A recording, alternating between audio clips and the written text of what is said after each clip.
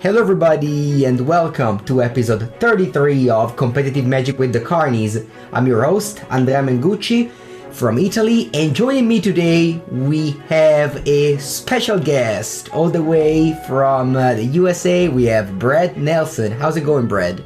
It is an honor and a privilege to be on the podcast, Andrea Mengucci. Of all the special guests you could have had, I feel great that it's me.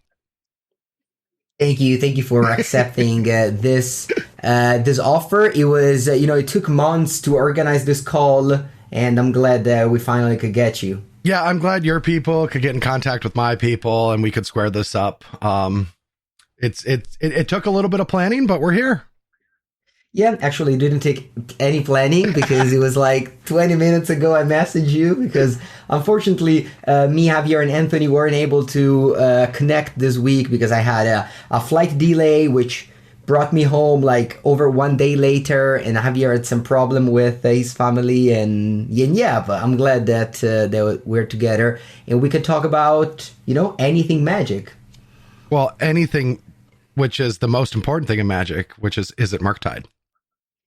Blue-red Murktide in Modern, that's for sure. That's what maybe that's like the main topic. But first, I wanted to ask you, how are you doing? I haven't seen you in a very long time, and will I see you in Minneapolis? You will see me in Minneapolis. Yeah, I have taken a step back from playing a lot of Magic and instead working on the other side of things with Melee. And you'll see me in Minneapolis probably around round 3 or 4. I'll be on the side event side helping set up the Secret Layers Showdown qualifiers and PTQs that'll be hosted on Melee. And then once that's simmered down, I'm going to poke my head in the Pro Tour and see how things are going there. Yeah, nice. So exactly, just for the people out there at home that really maybe like know you as a pro player and not exactly as a Melee person that works there, like, do you just are one of the people that like are in charge of the website? Like, at what level are you? Like, are you the CEO, or I don't know how these things work? Yeah, so my official title is Director of Growth, and even I don't really know what that means. But what I do is, we're a startup. We are starting to have employees, and we have contractors that I manage in certain things, such as translations. But it's kind of, I wear a lot of the hats. I write a lot of policy, documentation, any emails that players from America get about the regional championships. I'm writing those.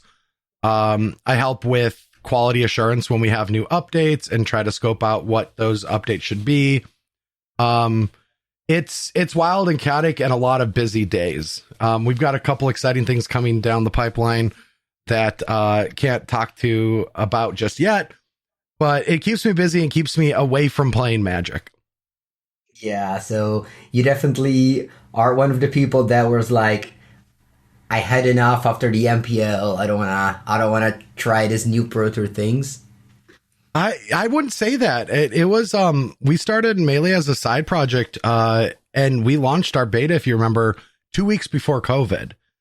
And then ever since then, it just kept getting busier and busier and taking up more of our time.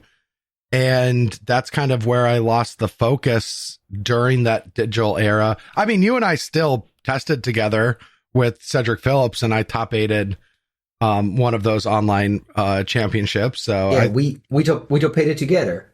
Yeah. Oh yeah, you did top 8 that too. Yeah. Yeah. I lost. I thought a third place. Lost to Autumn, who eventually lost to the Scottish player, which I don't remember the name right now. Sorry if you're listening. And but yeah, we the online era was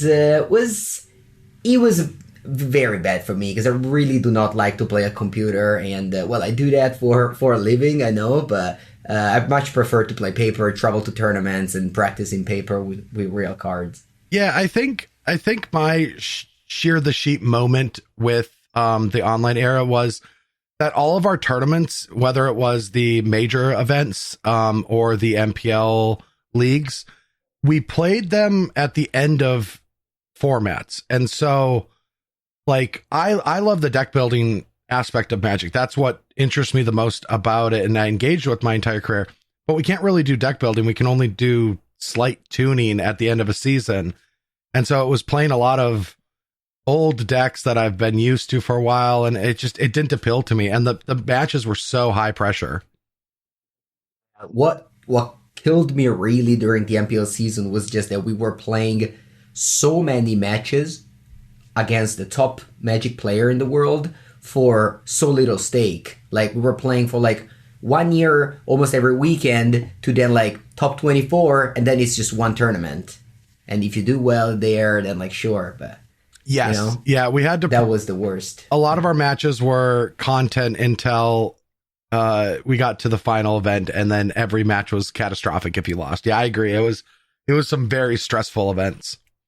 Yeah, but anyway, I remember that what kept me through really was the Bash Bros podcast, the one that you, Corey, and Brett and BBD used to have. It was for me, it was great because it was, you know, always walking, listening to the podcast, always laughing because you guys were very fun, and I hope that other people at home can do the same listening to the competitive Magic with the Carnies. Oh yeah, no, I definitely do miss the podcast. We got a little too busy, and it's one of the things that had to sadly go. We've talked about bringing it back, and Corey keeps saying next month when I'm not as busy, but I don't think he realizes that every month is busy. He's like, let's just get past this pro tour and then we can get it back in, and then all of a sudden that's done, and then he's thinking, oh, I got to go to Barcelona. Okay, after this one. Yeah. No, I definitely forced Javier and Anthony, who kind of were delaying for similar reason, but it was like, it's okay. It's just 1 hour and a half a week. Like, I'm sure we'll find time. And this week again, we're kind of sad that we weren't able to gather, but here we are. So I want to thank the two people that subscribed to the Patreon this past week, which are Ashas and Alex. So yeah, thank you for that. We have a Discord. We talk about everything, honestly, and it's been fun to check out. So thank you for those.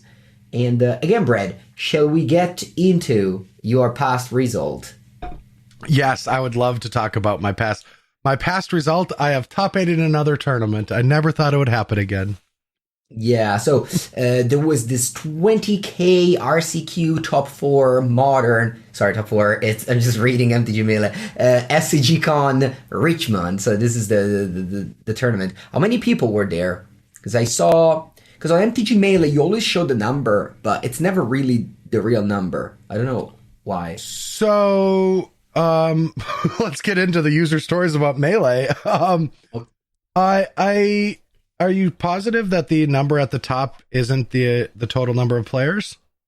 Because when you go to the deck list, obviously I'm asking you this because I know you were near, or I wouldn't. It says like 265 players, but I'm sure there were more than that. No, for this event, I believe there's only 265 players. Because for Prague, for example, it said like 950, but I knew there was like 1,060 player. I feel like maybe if you drop, it removes the no, right? No, if you're talking so when you go to the main view page, the top number should be there. If you're looking on like the tournaments page, like the table, those just show how many deck lists each tournament has. Oh, that could be something we could clean up. Yeah. Okay, so because some lists, like at this event, you can also submit the listing paper, right? And you don't count those. Don't think they can. I think everyone has to submit on Melee, if I remember correctly. Okay. But I don't know all the rules. Yeah, I'll look into it. All right. Anyway, so around I would say around 300 people, maybe less than that, but still, it was a 13 round. Of Swiss, so definitely a long competition. I played one of those last year and I lost very badly, as I always do with SCG tournaments. That's a trend. I remember when we were testing in like 2014. I don't remember what our team name was called, but you came over for a SCG, and I think you racked up a ton of losses that weekend. Yeah, I came for the Invitational because actually qualified in Italy. They had a qualifier for the Invitational. I didn't day to the invitational. Then the next day there was the open. I didn't day to that. I played the classic and I lost there too. So it was a lot of losses and a lot of money.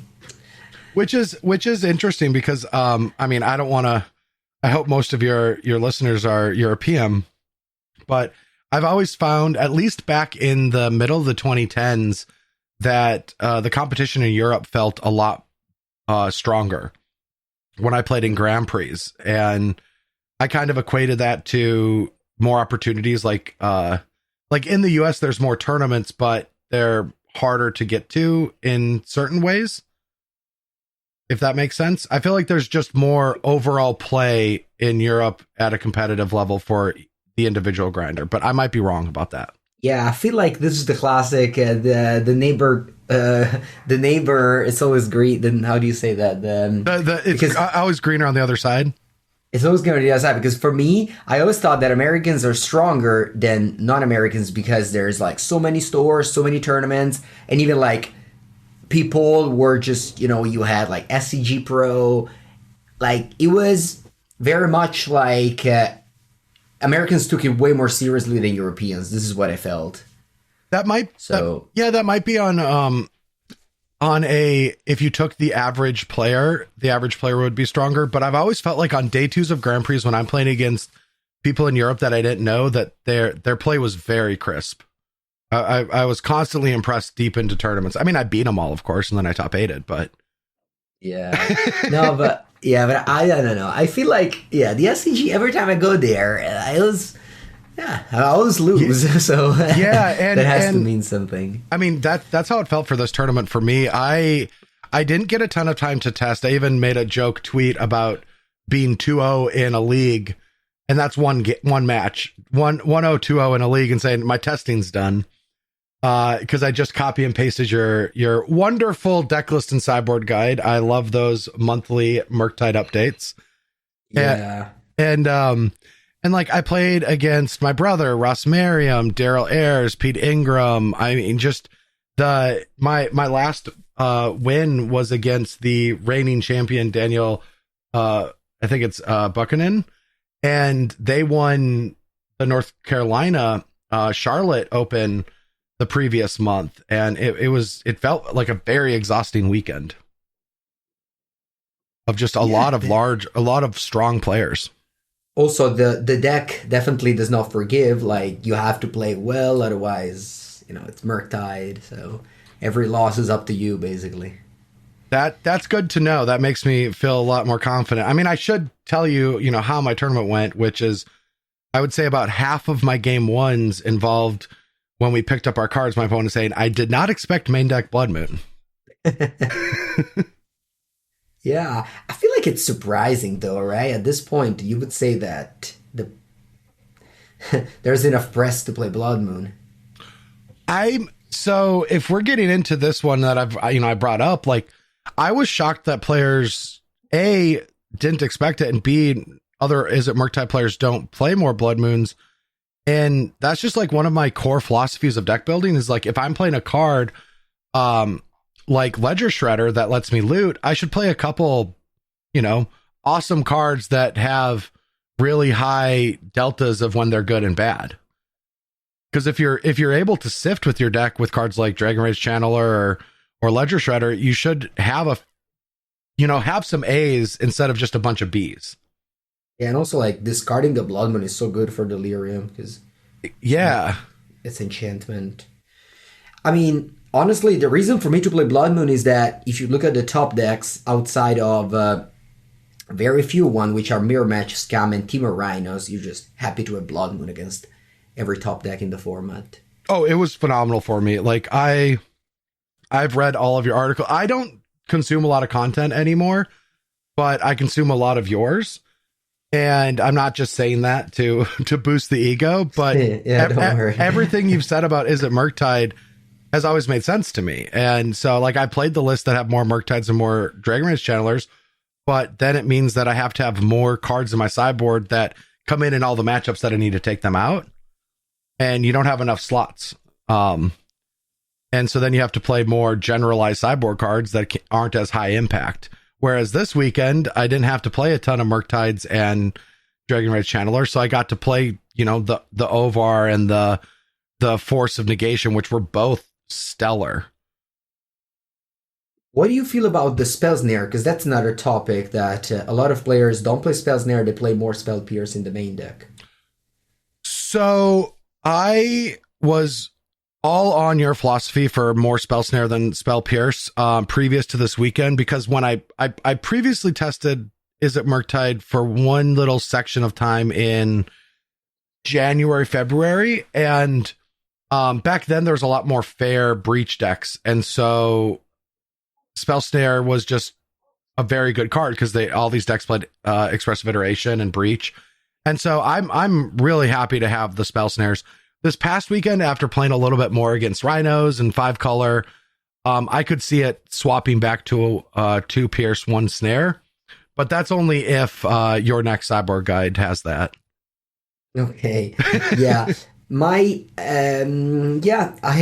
was like so impressed by snare that I was going to play 3 snare 0 pierce in my next video. Yeah, I mean, it's definitely good, and it's, in the mirror matches, being able to stop a Ledger Shredder on the draw or hit that expressive iteration off 1 mana can be a huge boon to the game. And so things that I am confident about is I like just having 3 counter spells. I did not understand the Seasoned Pyromancers until I started playing with them, and they have been good. Yeah, for sure. That's a card that many people don't play, maybe because they don't want to buy it. But I feel like it was really very good in this deck. Yeah, that one was impressive. Honestly, the entire list just felt clean. I was truly impressed with it. So if anyone hasn't seen this deck list and Sideboard guide, it's on Channel Fireball, and the deck list felt fantastic against everything that I played. All right, so I'm gonna add it to the show notes or in the description the Sideboard guide. Of course, it's on Channel Fireball and it's free. So there has been some problem with TCG Pro not being accessible by non-American, which is obviously so a lot of people tell me that. We are trying to fix that by adding more free article now. So for example, this guide was free, and I wrote like a draft article and that was free and things like that. So to the people that maybe don't check out Channel Fireball anymore because they can't access to CFB Pro, there is a way now. Yeah, no, I like what you're doing, working with TCG to have that content be free, because I can see it being challenging for you in Europe not being able to provide content for people around you. Yeah, it's so many people, private message me like, can I have the Cyber guide? Or like, I give you money, can you have a Cyber guide? I'm like, it's just, I can't. Like, it's just, I don't know. Like, yeah, it's very hard because obviously I love that the work I spend a lot of time on is consumed by people. So there's a little bit of attention there. But anyway, we're trying to fix that by adding more free articles. So hopefully that helps. Speaking of the tournament itself, I'm looking at your MTG Melee history there. You started things off with a draw. I did, and I was laughing at myself because it felt, it was early morning. It was my first match in a while. It was a very long, just the mirror, like we dealt with each other's Murktides pretty easily. And so we were just, staring at each other's, we have, and when those games happen where you have an overabundance of Regavans, both players have Pyromancers, you're not able to stick your Ledger Shredders, and you just have to perform a lot of game actions. And we just played 3 of those games. And in the last game, I was winning with a giant unlicensed hearse, and my opponent drew a Brazen Borrower in the last few turns to make it a draw. And so maybe we played a little too slow. Maybe it was just like a ton of game actions, but it didn't feel good drawing the first round because at the SCG tournaments, they are 8 rounds cut at 6-2. So that's effectively a loss on day 1. I only have one more loss to give. Yeah, that's exactly what I was going to say, that the cut is X2, or is it also X2-1 sometimes? It is a hard X2. Certain tournaments, I know that Legacy SRL, for their events, they do a greater than cut. So Yeah, up to it's top 64. yeah, and I'm not the biggest fan of those. I kind of like just either well, I just like being a hard cut, whatever the points is. Hmm. And my philosophy on it, if you want to hear my philosophy after seeing a bunch of tournaments run through and thinking about it a lot, is I think it's acceptable to have a tournament like an SCG Open or a Grand Open qualifier if that was a 2-day event. Or I guess the championships aren't qualifier tournaments for Legacy, so I think a harder cut like a 7-2 or 6-2 is justifiable. But then if it's a qualifier like a regional championship, I feel like it should have a softer cut like a 6-3, and then pro tours should be 5-3 or 4-4. And the more difficult it is to qualify, the more opportunities we should allow players to play.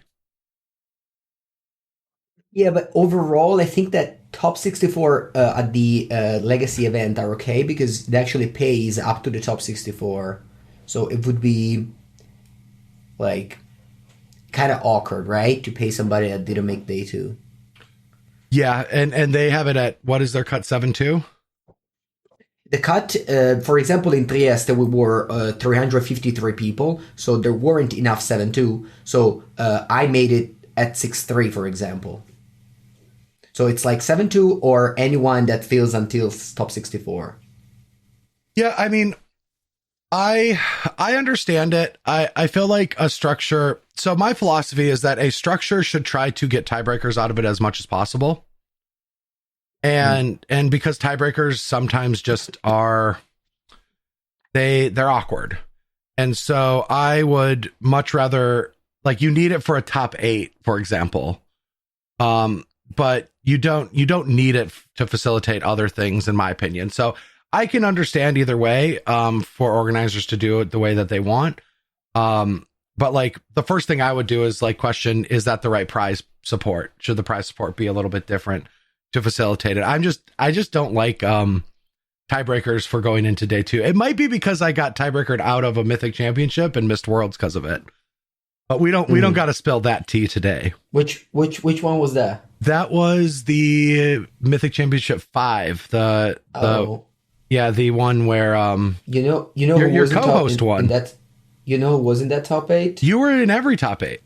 Yeah, me and Javier. Ooh. Yeah, back to back. Yeah, we did back to back. Yeah, that was nice. But anyway, then you proceeded to win against Rhinos, and then you beat your friend, ex co-worker with a Versus series, Ross Marion. Yeah, Ross and I are friends. We might play frenemies online for the fun of it. But we take digs at each other, and this was a very fun match to win because Ross plays Magic way more than I do.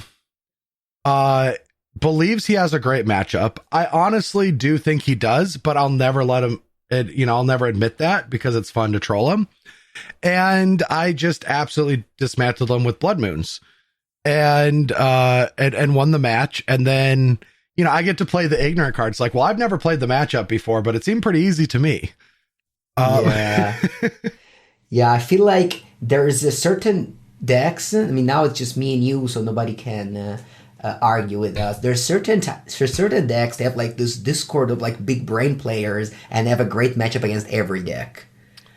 And just Kai Breach seems that type of deck. Yeah,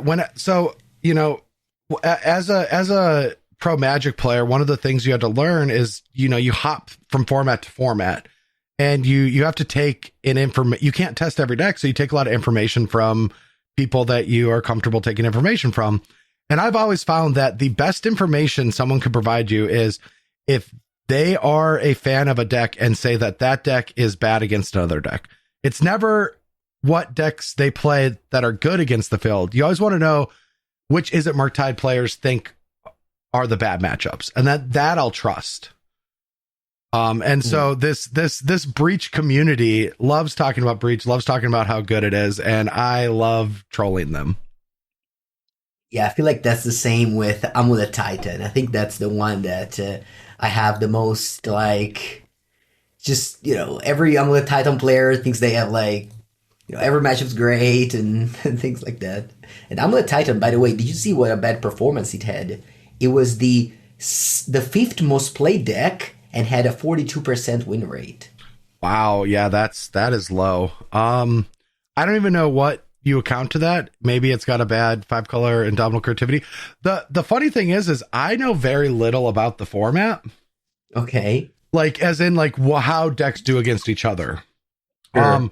I played Creativity for the first time this weekend. That matchup. I played Amulet Titan for the first time with this matchup, and even down to the last round where I played Living End. Never played any of them before. I did, however, beat Hammer for the first time, which I've never beaten it. Yeah, because you have 2 spells in there. Oh, don't I board those out though? No, maybe I keep them in. No, they're great. That's one of the reasons I think why I love spells in there. Look, I just wrote it all on a piece of paper, and I just did exactly what you said. Nice. On MTG Melee, if I remember correctly, do you have like the matchup matrix? So we did that. Feature is currently broken, and it's something that we're going to fix once we get we have 2 updates coming, and that's just one of them that we got rid of premium. So we used to have ads on the website and have text to pairings and a matrix, and those were a premium feature. And we removed ads completely, made text pairings a free feature, and need to fix our matrix.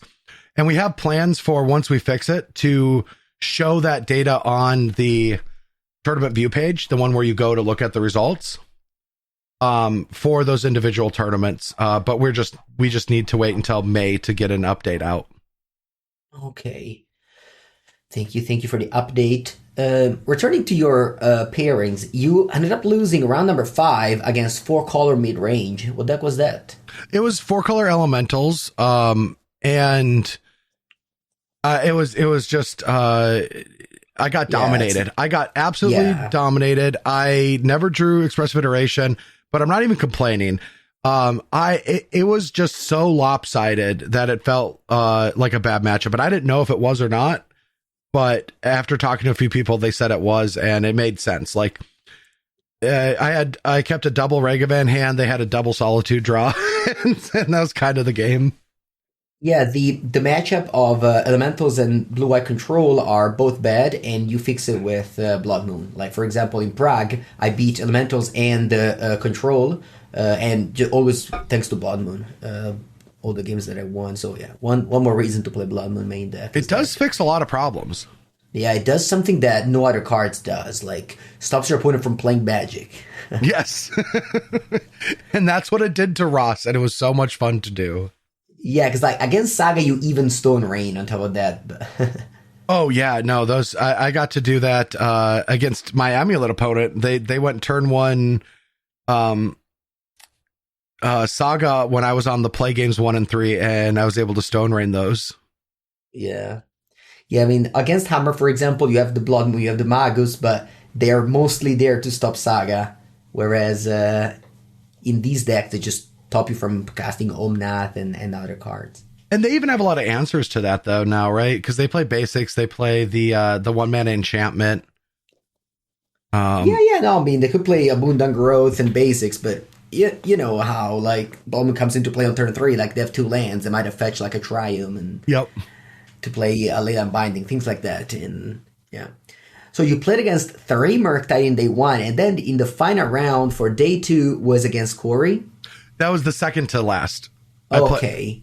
I played Corey in round 7, and I assumed it was a bad matchup just with... Well, based on game theory of, Death Shadow is big.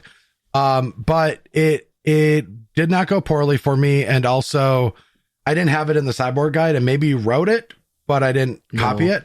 Okay, but I just went back to like my Jund Death Shadow philosophy, and I just boarded in all the engineered explosives in any way to kill creatures. Okay. Did you board out counterspell? Yes, I board out counterspells against Thoughtseiz's decks typically. Yeah, exactly. Yeah, I would say that Grixis Shadow is another matchup where once again Blood Moon is good because they can't play any blue card, and maybe they fetch a swamp. Corey's was a little different of a list. I think he was basically black red splashing like Spell Pierce. So it wasn't playing iteration. Definitely playing iteration. Yes. Okay. Just not drawn in the lock. Okay, interesting. And then winning in against Creativity for the first time you played the matchup. Yeah, and the first 2 games played out. I Blood Moon game 1, and then game 2 went pretty long, and I lost. And all I can remember about the third game, it was really interesting. I won it because I dealt exactly lethal with a Dragon Rage Channeler and a Ledger Shredder when they double spelled trying to kill creatures, and I had the Force of Negation. And I was like, wow, Mengucci's so smart. So they had you never drew Orvar? Okay, so I had Ovar in my hand against Pete Ingram in round 13, and I forgot to board it in against Dale Ayers in round 11. No. Yeah. I just didn't grab it right. Like, yeah, I feel like that's a card that they are never going to play around when you play Murktide.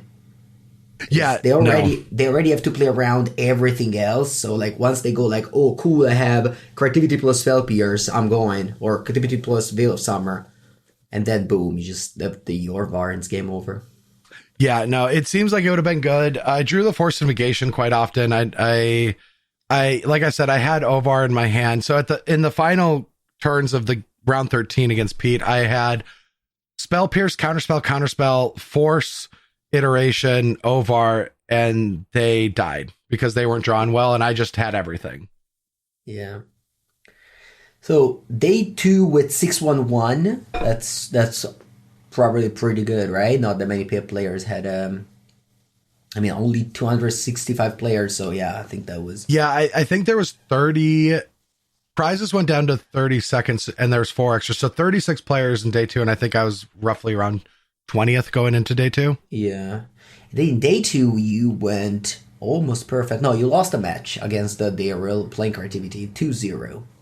Yeah. I had a pretty good day 2. I got to play Azur's Hammers, beat another Jeskai Breach, Amulet, and split matches against Creativity.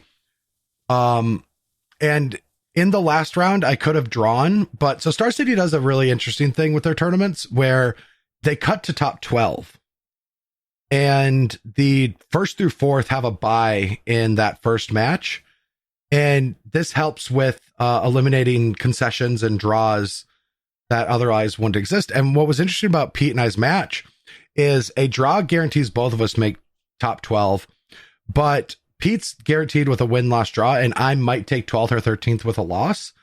And so Pete was like, hey, we can just draw for you. And I was like, I don't want you to put social pressures on it. Do what you do in a tournament. He's like, well, I'm going to play then. And I'm like, let's go.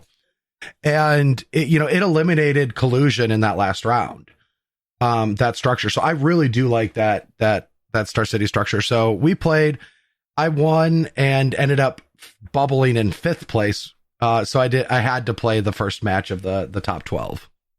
So you basically played for nothing. We could have drawn, and we would have both ended up in 6th or 7th or 5th and 6th. Yeah. Yeah. The same positioned. Yeah. Yeah. It was a nice clean cut too, top 12. Yeah. I don't know. It's always strange to evaluate those systems. Like, can't really tell from the outside. It felt good seeing it. I would like a few more people in day 2. It felt really unusual that only 4 people wouldn't get prizes after 5 rounds of play. Yeah. And strange, and a third of the players make the cut. But I think that's more of a symptom of the general number of players in the tournaments. And I honestly don't know why there aren't more players playing in the SCG 20Ks. Because you've played Star City Games tournaments. I'm not. Yeah. I don't have I don't want to. I'm not gonna. This isn't a slight on other organizers, but I've played Star City Games tournaments for a long time. They have a good system. They've been running tournaments for a very long time, and it's just a fast, clean, efficient tournament. Was the entry fee $85? No, I believe it was 60. Okay, when I was in Dallas, it was $85, and I felt like it was a lot of money for a tournament that was just a cash. I mean, a tournament where you win money. You know what I mean? Like, Yeah, and only if four you, if players at you're the top. yeah, like, it was even before RCQ. It was just a tournament for money, and people are maybe not that confident to join an event for that much money. I mean, 60, I think it's okay. I think 60 is okay. I mean, in Italy, in Europe, they cost 100, but at the same time, you qualify. The top 32 qualifies to the RCQ, so it's way more slots than just four. Excuse me. I how many qualify on the Legacy? 32, 32. Oh, at each one of them, yeah. That their structure in the U.S. is different than in Europe. But obviously, Legacy is the one that runs both the quote unquote the LMS and the qualifier, so they can do that. If like DreamHack had a tournament, they could also do the same thing, I guess. Yeah, they're the regional tournament organizers, so they've set up the system. Yeah, I mean, honestly, it makes a lot of sense to qualify the top 32. Like in Prague was like over 1,000 people, so of course, no, yeah, I'm not. Yeah. I don't have an opinion on it. I would have to run the numbers and actually think about it, and I don't know the goals of each region. I just help facilitate their tournaments and help them for sure provide the best. Yeah. I mean, it's a lot of money, the entry fee these days, for sure. So if you're not confident with your decks and plays, like you played against 15 tier 1, and that's almost also what happened to me in Prague. Although I played against, I said in day 1, I played against 9 different decks, but so that's just the nature of Modern, I would say. Yeah, I mean, and it does make sense. It does make sense from the player perspective of not wanting to invest that into a tournament. The reality is, though, is like conventions are just getting more expensive too for the organizers. Yeah. So it's a really weird, nuanced discussion that even like we don't have enough information to really understand. Because I mean, we did see it for the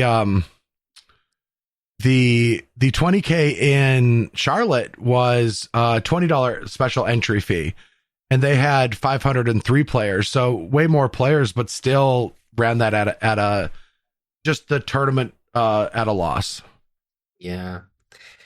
It's so hard to say those things because obviously we don't know how much the whole cost and the judge, like all these things is definitely something super hard to grasp. But I would say that the reason maybe why not that many players are coming is also the whole like weekend. Also, it was during a pre-release weekend. I remember. So maybe like you want to go with I don't know your friends to a giant pre-release, and you don't want to take a 5 hours drive and spend $500 on a weekend. Oh, I completely understand. I mean, these are the first two. Charlotte and Richmond are the first two I went to in over a year and a half. And, and I felt very much like an end player, not like a pro that I have to go to things anymore. It's like, I don't really have the time to go to Charlotte or to Columbus, let's say, and pay $300 to hotel and get, beat up in a tournament because I didn't get time to practice. I actually have been living that lifestyle, and I understand that those arguments. I'd much rather just scratch my itch, play a few leagues at home, and call it a day.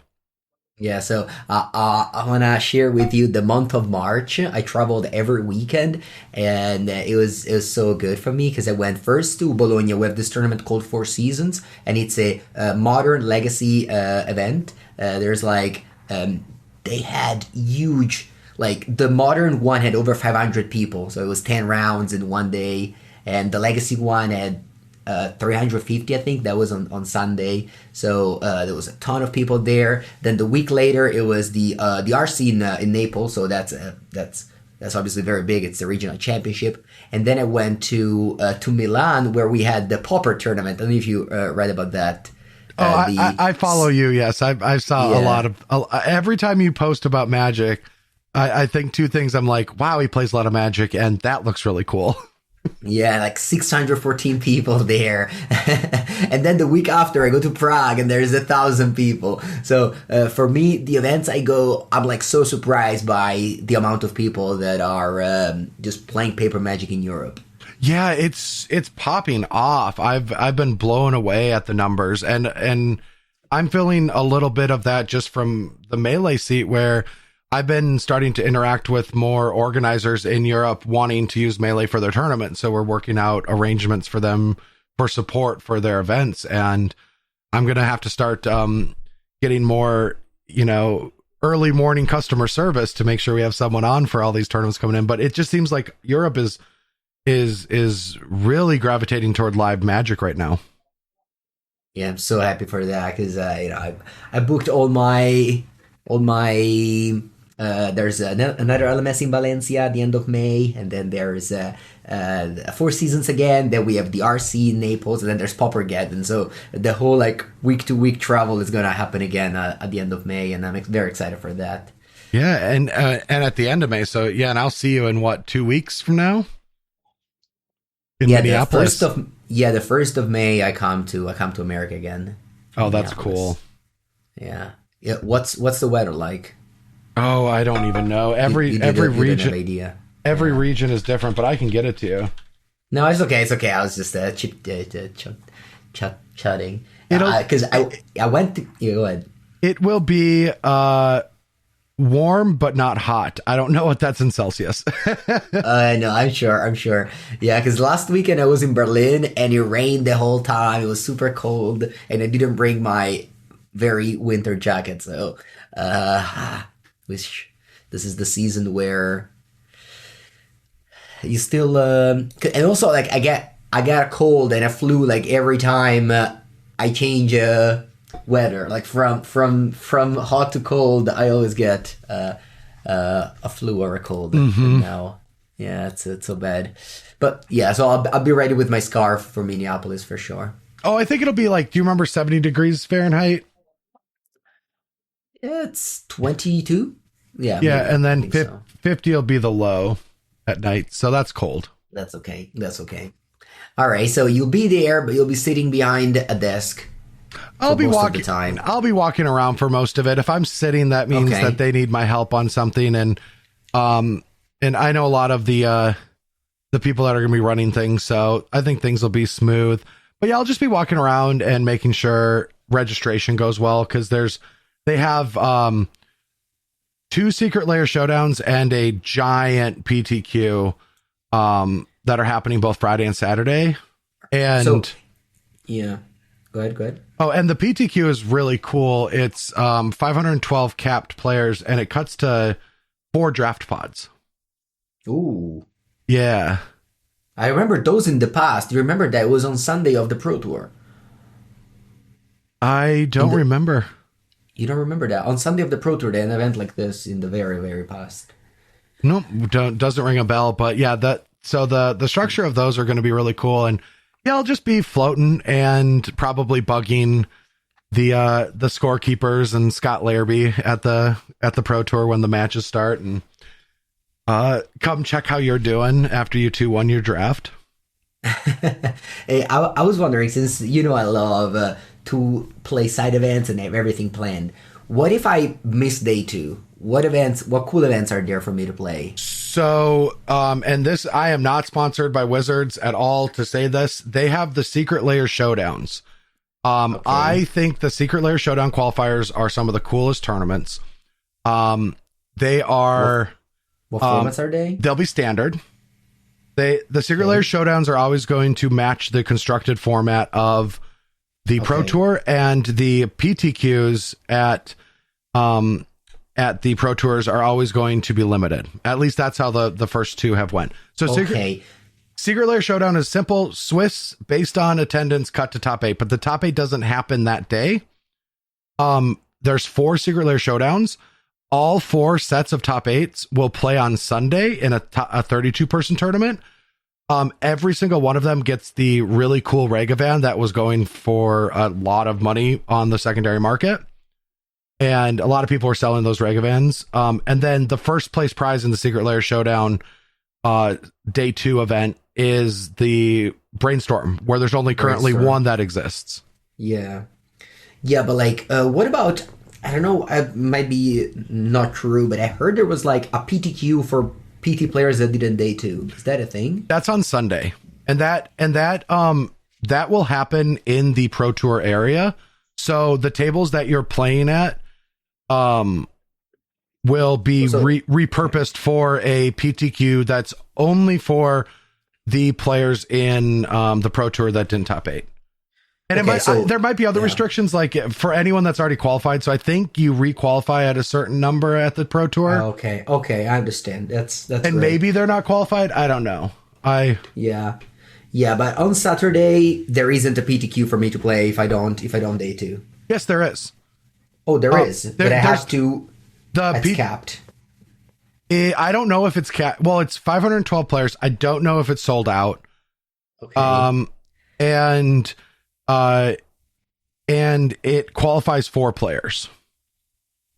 So maybe I should just buy it, and in case day 2 I sell the ticket. I don't know how it works with refunds or selling the tickets. I'm not. I don't want to give advice on that. I don't know of course. It is. No. I'm just. But thinking out loud. Yes, if you want to try to qualify for the Pro Tour, I would go down that route. Because also if you play the Secret Lair Showdown and top 8 it, you get the Regavan, and then you have to play that overplay the Pro Players PTQ. Because those happen at the same time on Sunday. Yeah, I would say I'm back to I want to qualify for the Pro Tour over anything else right now. Yeah, this and is my mindset. I understand that mindset, and I get it. I'm not going to try to sell you anything, but where I'm sitting, I would want to win the Brainstorm. Like that's what I would want to win. Is that Brainstorm seems awesome. I'm sure, but after we both played for so many Pro Tours in a row, and then we both sit out the last Pro Tour, and I really felt like I wanted to go back. And I'll say, like, with all the Melee stuff, I went to Atlanta and helped support the DreamHack Atlanta, and I did the same in San Diego 2 weeks ago. And I had no feelings of FOMO, but when I got to the Pro Tour and I saw Javier and I saw Mike Sigrist, or half of Mike Sigrist, like your ex Sophia, my ex twin, yeah. Well, he's lost so much weight. When I went up to introduce myself to him, I actually said, "Are you half of Brad Nelson?" Yeah. And but I got FOMO. It felt off. It felt wrong to not be qualified. Yeah. It was tough. And for, watching, I was actually taking a meeting during the finals, and I missed the moment with Reed Duke, and it's like, what has happened to me? Yeah, I know. I totally watched the final. I was with my girlfriend, and I told her, like, nah, I can't right now. There's a Reed playing the finals, yeah. and your opponent was mulliganing down to 4, and I was like, yes, every mulligan. It was good. Yeah, so, I'm happy you're going to be there, and I'm glad you're going to be able to see one of these Magic Cons, because they're really cool. And I didn't know, the first time that I heard that the Pro Tours were going to be attached to the cons, I didn't know if I liked that idea, because I'm kind of a Pro Tour purist in the sense that, like, we try so hard, we qualify. I want the pros to have that experience. But they totally got that at the venue. It was very pulled away from the rest of the con so that players had their own area to focus. And just seeing all the other people playing and watching things and all the vendors, and it's a really cool experience. So I missed Vegas. I was happy to be in Philly, and now I'm going to all of them. So I'm really excited to be at Minneapolis again. And then Barcelona this summer. Yeah, I can't wait for that too. Yeah. Okay, Brad, we had a nice talk. Do you have anything else to share, or you're good to wrap up? I can't think of anything. All I can say is I do want to say one thing. I don't know if you knew this yet, but so I don't know if you know this, but I actually designed our Murktide Regent. When I was working on MH2, I bottomed up designed Murktide Regent. And even down to the exile text, all of it. And I never got to play it in a tournament. So finally I got to play it in a tournament, using your deck list, and it just went swimmingly. And so I just want to say thank you for making my first Murktide Regent experience the best finish I've had since 2021.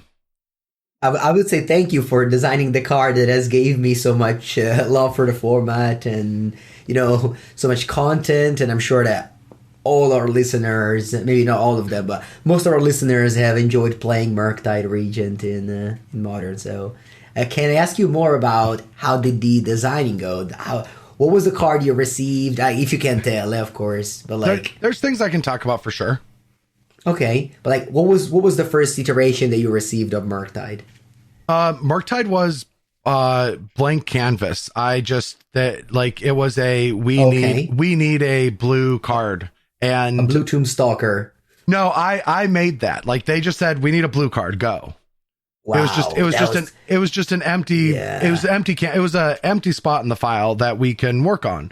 And I've wanted a blue Tomb Stalker, a blue threat for a long time. That obviously blue gets a lot of good things in Magic, but yes, I never felt like it had a threat that didn't force it to go to different colors to get.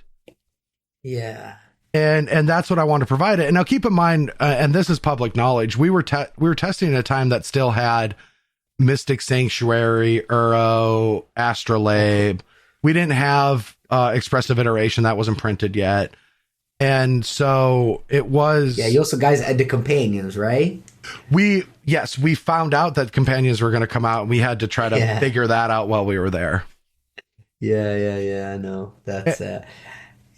that's so cool that, I would say that large part of the success of MH2, because, they didn't ban any card of the format. They just shipped up this wonderful modern format with like 15 viable decks. So I think that it's because you, BBD, and Sam Black helped designing it for sure. Yeah, I'm really happy that the work that we put in could be shown in the format. I was quite nervous because I felt there's a lot of imposter syndrome while we were there, because I was like, I feel confident that I'm right, but I don't know what ramifications will happen based on that. Like, I don't know what'll happen. And, we were also right about the elementals. And, when I left, I thought Fury had the best chance of impacting Modern negatively, but I've come around to that, because even though I do think that it's inherently the most powerful and keeps a lot of creature decks down, I'm curious if it didn't exist, if Yawgmoth would just dominate the format, and just be the most powerful deck in the format. Yeah, totally. I mean, Yawgmoth suffers scam and Rhinos mostly because of the Fury card. So yeah, I mean, again, it's the format is perfectly balanced, and even the card Ragavan Evil Pilfer, it's it's great. It's probably the best card in the set. Or like Wrenn and 6. I mean, this card is so powerful that both ban the Legacy, yet it all works out in Modern. Yeah, I mean, I don't want to. I got so far into this without saying something super controversial, but I guess I got to. I haven't done a podcast in 2 years or whatever. But for Legacy, it always astonishes me that cards from MH2, they're saying they're too good, get them out of the format, when cards like Wasteland Daze and Force of Will exist.